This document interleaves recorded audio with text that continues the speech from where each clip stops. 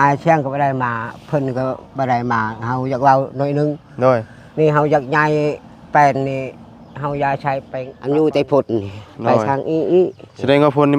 มันไหลลงนี่ไหลไปพุ่นอีกนี่เนาะไหลใต้พุ่นอีกเจ้านอนบ่ได้หม่องนี่เนาะนอนบ่ได้นี่ให้นี่ให้จกคืนนี้แล้วนี่ให้จกน้อยใช้จกโอ้ย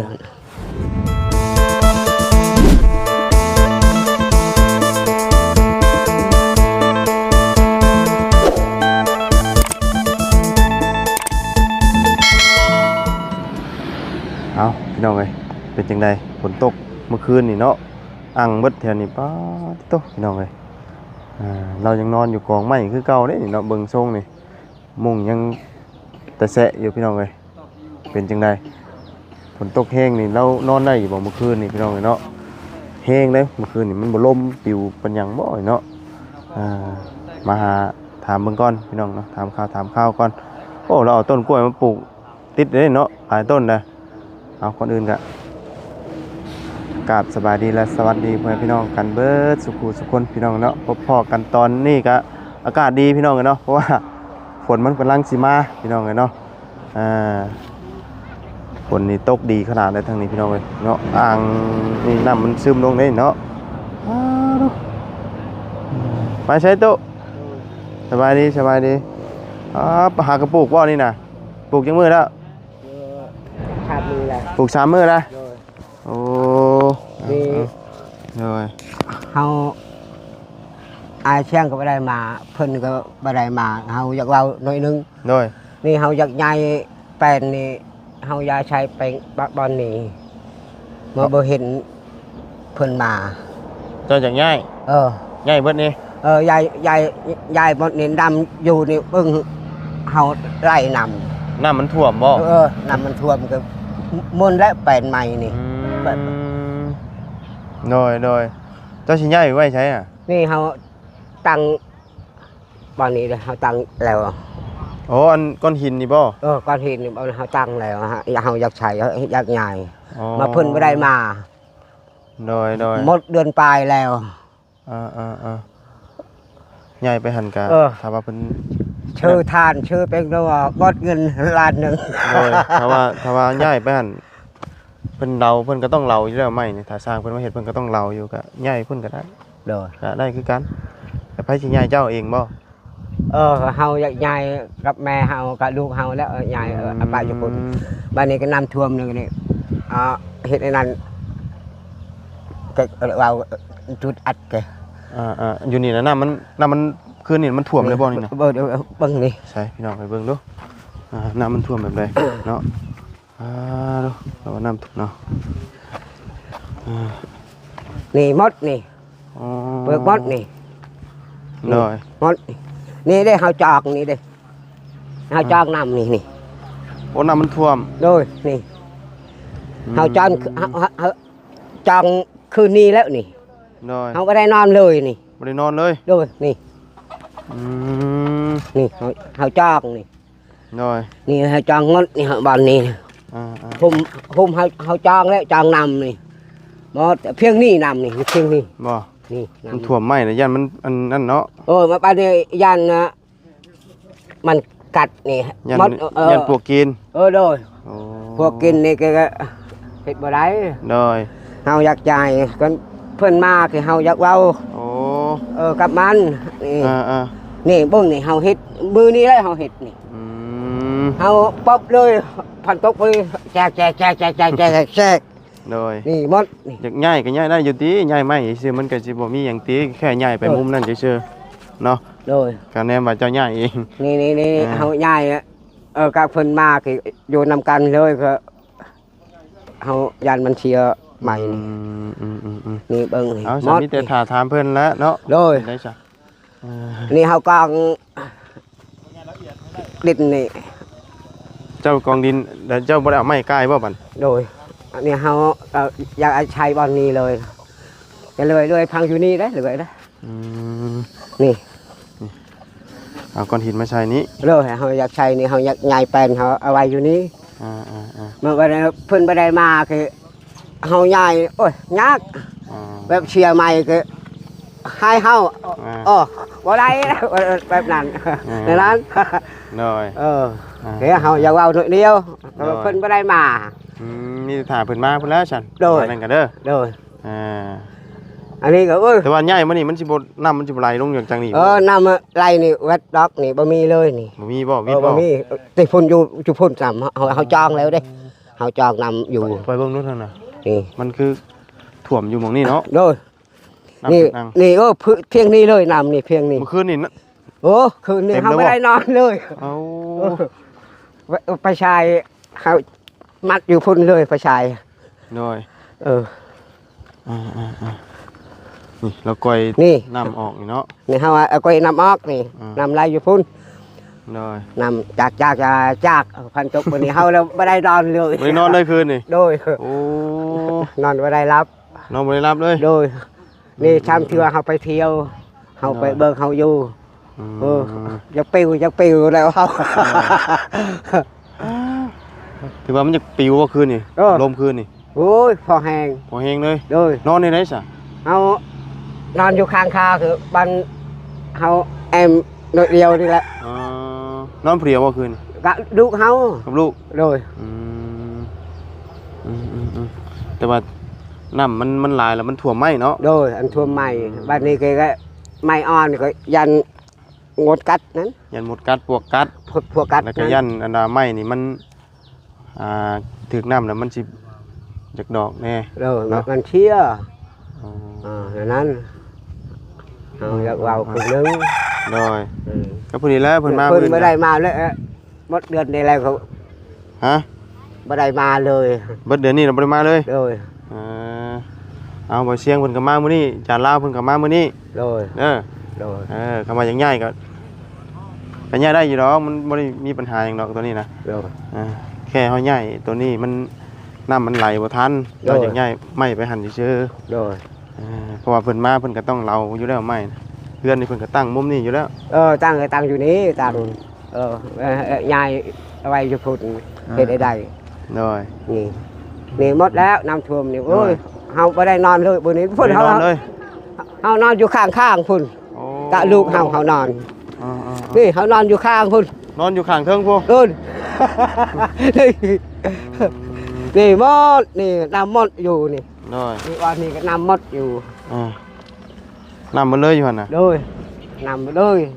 อยู่ข้างนี่มันเบิ่งนี่เปียกบ่เปียกหมดฐานปะอันนี้ลมมันพัดไปสิบ่นี่น่ะโอ้ยอันนี้ว่าเฮามัดมื้ออื่นนี่มื้ออื่นว่าเอามัดอยากไปบ่นี่ลมพัดนี่คืนเนาะเจ้าเข้าไปนอนใช้คืนนี่เบิ่งลูกเข้าไปนอนดูห่ะจะไปนอนคดได้น่ะนี่เอานอนแบบนี้นี่เด้อเฮานอนนี่เฮ็ดอะไรนี่ไปรีนอนทางน่ะลูกเฮาก็นอนอยู่นี่นอนทางนี้นอนบ่ได้มันเปียกบ่เปียกหมดมันพระเนาะโดยเนี่ยเฮานอนแบบนี้แล้วไปนอนพี่น้องไงโดยฝนเปียกเด้โดยลมมันลมแห้งเมื่อคืนนี่โดยเจ้าย่านบ่ตอนฝนตกฟ้าดังนะเอายานแหละย่านอยู่บ่ยานผ่าบ่ผ่าเนี่ยยานผ่าแจ้เอายานอันนี้มุ้งนอนเนาะโดยเนาะกลางมุ้งเนี่ยกันยุงกัดได้มุ้งเชียงไฮ้เด้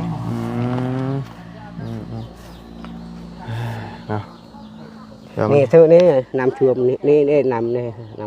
น้ำขึ้นฮอดพี่เลยฮอดพี่ยันใหม่แล้วยันใหม่อันนี้ใหม่นี่ใหม่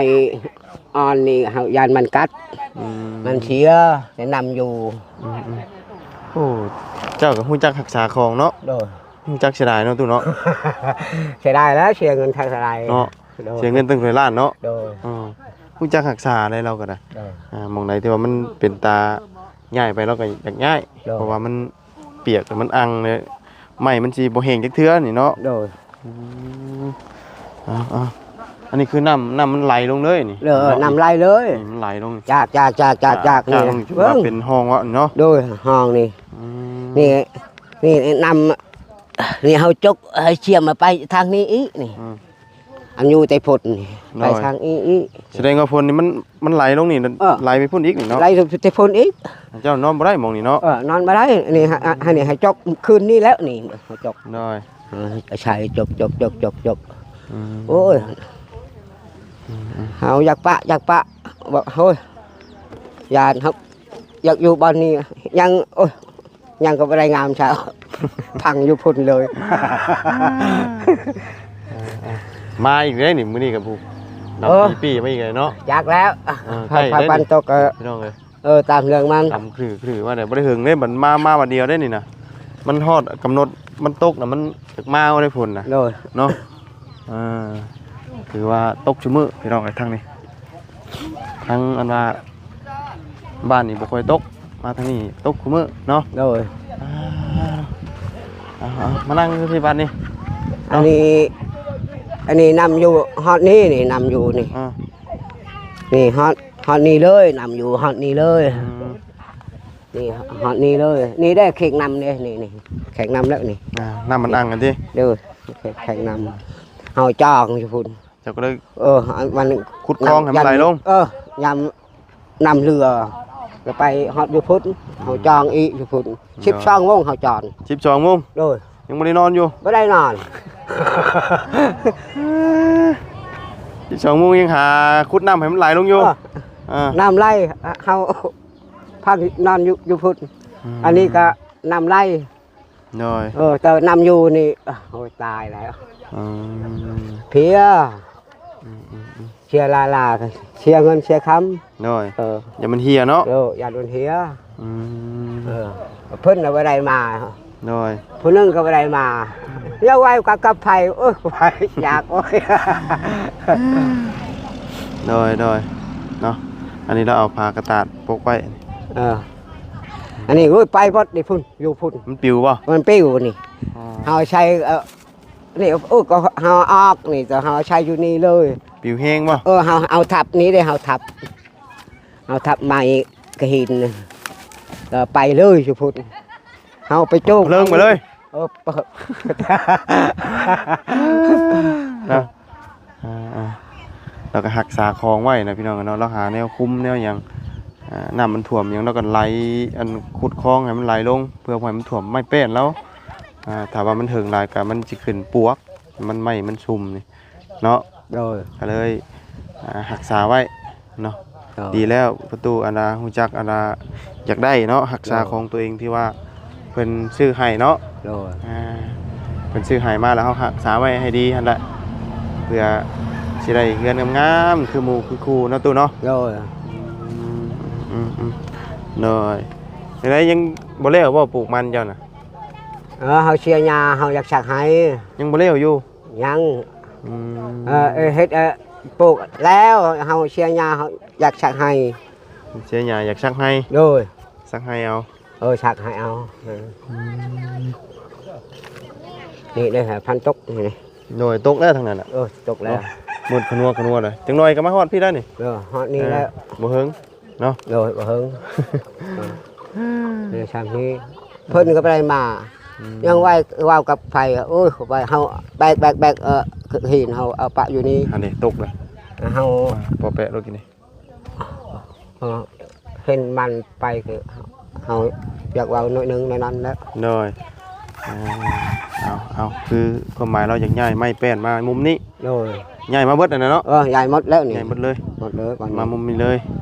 เนาะมองนี่น่ะมันบ่เป็นอ่างน้ำแม่นบ่บ่มีมันนำมาแต่พุ่นละอะไรอยู่พุ่นเด้ออยู่บ่นี่นำมาอ่างอยู่นี้อ่างอยู่นี่นำนี่เด้อนำอยู่นี่เฮาจ้องอันนี้นี่ยังเฮาจ้องเพียงเลย8นึงน้ำมันอ่างอยู่นี่ชื่อตัวนี้นะแต่ตัวนี้มันก็หลายพันอยู่ฮอดนี่เลยเพียงแข้งโดยบ่อนนี้เนาะนี่เลยนำไปพูดเอาจ้างโดยมื้อนี้ฝนสิตกอีกแล้วเนาะโดยสินอนเปียกอีกคือเก่าแล้วมื้อนี้เนาะก็เปียกคือเก่าแล้วนอนข้างๆนี่แล้วนอนข้างๆคือเก่ามันน้อยหลายก็นอนผู้เดียวบ่ได้บ่นอนผู้เดียวบ่ได้บ่มันแคบยันว่าฝนตกแล้วนอนค่ะมันหมุนนอนกันคือเก่ากับลูกติ มันลายพันตกนี่ลูกเฮาเอาไว้อยู่เฮือน เอาลูกไว้เฮือน โดย ให้ลูกนอนเฮือน โดย เจ้านอนผู้เดียวน อนผู้เดียวเฮา แล้วก็นอนเฝ้าทุกคืนดีเลยเนาะ ก็นอนผู้เดียวกับลูกเฮาคือโอ้ยมื้ออื่นแล้วมื้อกี่มื้อเดินแจงมื้อ น้อย นอนเฝ้า เด้อ ตลอดตั้งแต่ไม่มานี่จื้ออยู่ว่าจะคืนน่ะจะนอนเฝ้านี่จื้ออยู่บ่จื้อว่านับดูช่องอาทิตย์แล้ว สองทิศบ่ โดย อืมสิประมาณนี้แหละเนาะ โดย อาจจะสองทิศปลายพอไม่มากก็เหิงเติบเลยเด้ โดย สองทิศน้อยๆนี่แหละ จะหมดเดือนปลายแล้ว น้อยนอนเฝ้าตั้งแต่ไม่มาคืนแรกเลยเนาะ โดย แต่ว่าตอนเช้านี่แม่นบ่ได้นอนเนาะ โดย นอนแต่ตอนไม่มา โดย ว่าแป้นมันลายไม่เสร็จไม่หยังเนาะ โดย เอาอีกบ่โดนติเนาะเพิ่นก็ใกล้แล้วทั้งนั้นเพิ่นก็จังสิมาดำเนินการเรื่องนี่แหละเฮ็ดเฮือนเฮ็ดชานนี่แหละเนาะ โดย แต่ก็บ่ฮู้ว่ามีหยังแน่แล้วพี่น้องเอ้ยเนาะว่าบุญก็บ่ค่อยได้ฮู้หรอกเรื่องอุปกรณ์ส่วนใดที่มันขาดแน่เนาะส่วนเฮือนตู้เลียนี่หลักๆเลยก็น่าจะเป็นทางอาจารย์ลาวเนาะส่วนหลังคานี่ทั้งวาวบุญสารวัตรเนาะโดยกล้วยยังจะปลูกนี่ กล้วยเฮา ฮะกล้วยยังวะ กล้วย ก็บะไรใหญ่ซ้ำนี่ปล่อยปกนึง กล้วยอันนี้บ่กล้วย โดย อ๋อตัวนั้นน่ะบ่ติดเนาะ โดยได้ติดตายมัน ตายตัวนี้ละกกมันใหญ่เด้ โดย มันจะน่าจะบ่ตายหรอกตัวนี้เนาะ โดย มืดมาเลยนี่มืดคัดเดียวได้พี่น้องมันมืดมานี่ตกแห้งนี่ได้ผ้าห้องผ้าดังนี่ป้าเป็นตาย่านเนาะ โดย ตอนผ้าเดือมเจ้าเฮ็ดได้จังบ่นอนคดบ่ได้นอนบ่ บ่ได้นอนเลย ออกมาก่อยน้ำเฉย โดย อ๋อจังบ่ย่านบ่ เชย เนาะ นี่เฮาคดนี่ ฝนตกผ้าเดือมมีแต่ ท่านตกแล้วจากเขาใช้เชียมแล้วให้เฮ็ดไล่นำเลย แข่งฝนเฮ็ดเลย โดยให้คนเฮาแห้งให้เฮ็ดอยู่พุ่นไปฮอดพุ่นเลยบ่ใช้เฮ็ดเฮาเจ้าเฮ็ดหยังนี่เบิกน้ำท่วมแป้นเฮานี่บ่ ถามประตูเฮ็ดหยังวะติ โดยเอาไปไม่จอกนี่ก็แยะแป้นไปนะบ่ได้อยู่ดับ บ่ได้อยู่นะฝนตกก็เป็นห่วงไม้เราก็ได้ โดย เนาะผ้าห้องผ้าดังก็บ่ได้ชนนะตอนน่ะ โอ้ยบ่ได้ ย่านอีก บ่ย่านแล้ว โอ้ครับฝนตกผ้าห้องผ้าดังมีแต่ว่าตุ้มผ้ากลมหัวเนาะ โดย อีหยังก็เอาไว้ก่อนนะตอนน่ะมีแต่ผ้าคลุมหัวไว้ก็นอนเฉยแล้ว นอนเฉย ย่านได้ย่านผ้าดังบ่ ย่านโอ้ยอดไทย อดบ่ อดใจแล้วเพิ่นบ่ได้มาอ้ายก็บ่ได้มาเฮ็ดได้เนาะเข้าไปเมื่อบ้านแล้วบ่ ย่อ เอาเฮาเมื่อก่อนย่อยมาแล้วเพิ่นกำลังเดินทางเนาะ โดย เอาคำว่าสิย้ายกับมื้ออื่นก็ได้เนาะ โดย เพิ่นมาแล้วก็อ้าวสิย้ายมานี้เนาะใหญ่แป้นมาซื่อๆเนาะเพราะใหญ่มาหิมนี่ โดย ตั้งเครื่องก็ตั้งอยู่มุมนี้อยู่แล้วเนาะ โดย ตัวขนาดน้อยน้องเลยเนาะ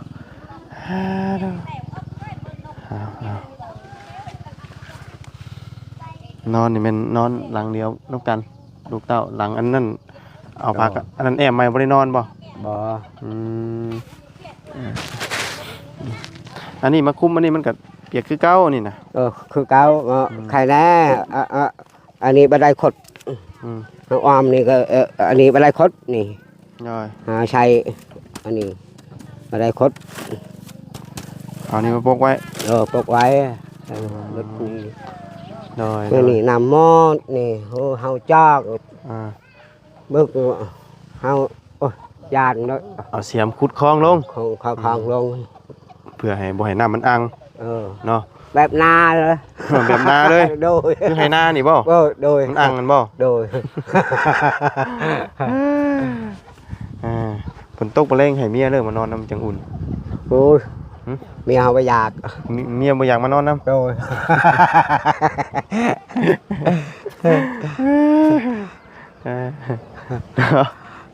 เมียบ่อยากมานอนนำดอกว่า โดย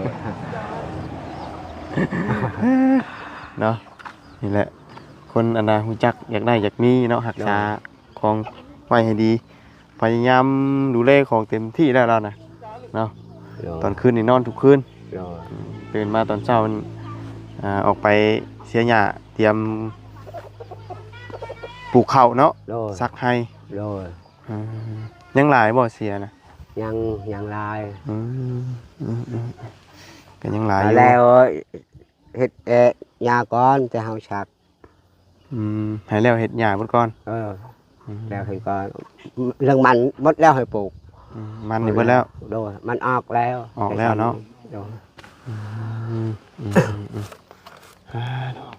ฝนตกก็ได้พี่น้องคนหยาดเปาะๆแปะในใกล้ได้นี่อันนี้มันกำลังเริ่มสิมาได้นี่จังหน่อยได้พี่น้องเอ้ยเนาะทำตกแบบมันต่ำแบบมาเอาได้นี่โอ้อันนี้มันแจ้งอยู่ในกล้องเลยพี่น้องเนาะพอนะตัวจริงนี่ค่อยมืดตื่นอยู่ได้ตอนนี้มืดคึมๆมากเลยได้ยามพันตกเปิดอันนี้แล้วย่านบ่แตกได้แตกตายบ่ตายอันฮับแต่เก่าตายอันฮับแต่เก่าตายโดยเนาะเปียกเบิดแถวดิเนาะชุ่มหมดแล้วแถวไปสตุเนาะมีแต่มืออื่นเด้อจังใดกันเบิ่งอันน่ะเป็นมาเนาะถ้าเจ้าจังง่ายกันเนาะว่าน้ำเพลินบ่บุญกะตัดสินใจบ่ได้ดอกเพราะว่าบ่ค่อยได้มีส่วนรับผิดชอบในส่วนนี้พี่น้องเนาะมีแต่มียังให้เราคุยกับอันน่ะผู้อันน่ะรับผิดชอบในส่วนนี้เนาะเพราะว่าบ่บุญบ่ได้มีงบพี่น้องเนาะที่แรกทั้งเอื้อยเพิ่นก็ถามมาอยู่ว่ามีไผได้รับได้บ่ส่วนหลังคาเนาะบัดนี้ทั้งบ่บุญสารวัตรนะครับแล้วบ่บุญก็ได้แจ้งเอื้อยเพิ่นไปแล้วเนาะยังฮู้ว่าอีหยังขาดตอนนี้พี่น้องเอ้ยเอาฝนตกมาเลยพี่น้องเอ้ยเนาะหยีๆมาเลยไกลแล้วมิดใหญ่มาเลยเนาะโดยไว้แยกย้ายเฮาเนาะเดี๋ยวผ้าหัวได้นี่มาได้นี่ฝนมาเลยโดยเอาพอไหมเนี่ยเนาะโดยมื้อนี้บ่มีหยังตอนเด้อตู้เด้อเอามื้อหน้ามื้อในพี่น้องเอ้ยเนาะดูไปสาพี่น้องเอ้ยฝนกำลังมาเลยบัดมันมาแบบแห้งบัดเดียวได้พี่น้องเนาะจนเปิดอีหยังก็บ่ได้มือถือนี่เฮาก็ย่านได้พี่น้องมันบ่มีอันระบบป้องกันผ้าหยังเลยพี่น้องเนาะมันบ่ได้มีสายล่อได้พี่น้องสายดินสายหยังเนาะไปสำหรับวันนี้ไปแล้วพบเจอกันใหม่ขอบคุณพี่น้องFC เด้อที่เข้ามาติดตามรับชมเนาะวันนี้ก็ทางประตูอาเรียเราก็อยากย้ายไม้เนาะแต่ว่ารอทางขอเสียงบ่าวจานลาวมาก่อนแล้วเราจังปรึกษาแล้วจังสิย้ายเนาะไปสำหรับวันนี้ไปแล้วพบเจอกันใหม่สบายดีและสวัสดีพ่อพี่น้องกันเบิดสุขคนเด้อพี่น้องเนาะบ๊ายบายมืดแล้วพี่น้องเอ้ยปุ๊ลมเมฆเลยพี่น้องเอ้ยโอ้เลยกระตวดมาพี่น้องเอ้ยตุ๊เนาะ